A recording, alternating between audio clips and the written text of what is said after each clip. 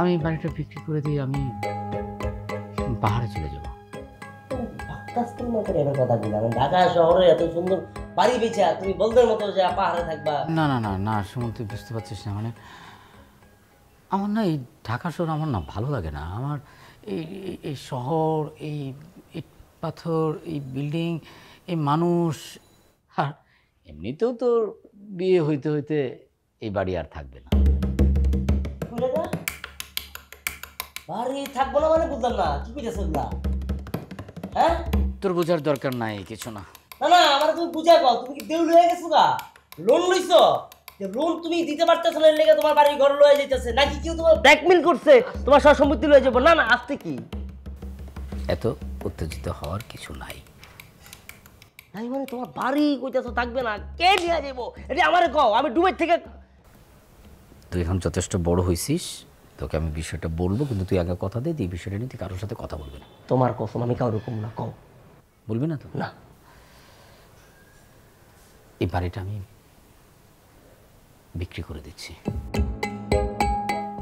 হ্যাঁ, আমি অনেক দিন ধরেই আমি ভাবছি যে বাড়িটা বিক্রি করে দিব, ওই জন্য মানে আমি বাড়িটা বিক্রি করে দিব।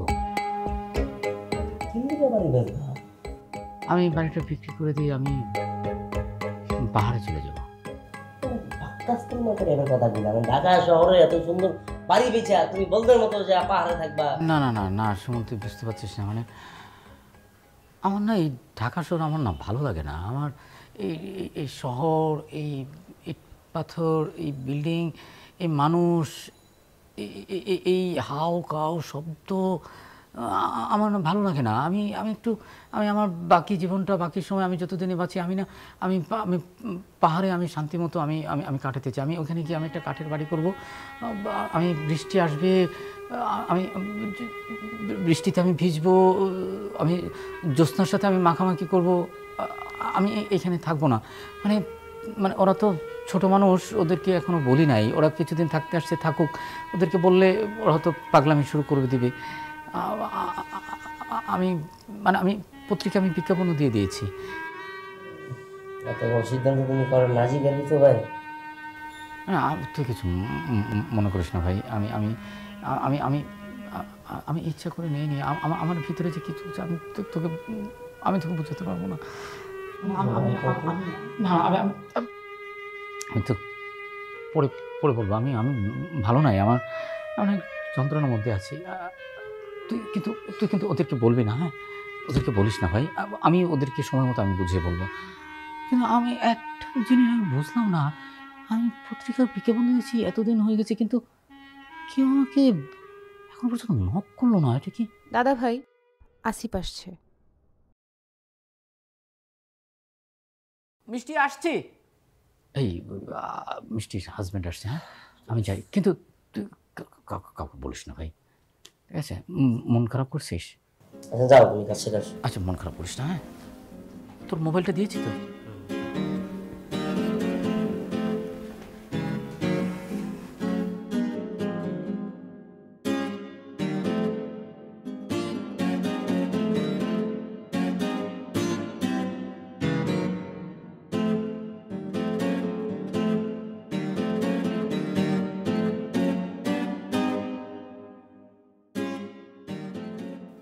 কি ব্যাপার আছে?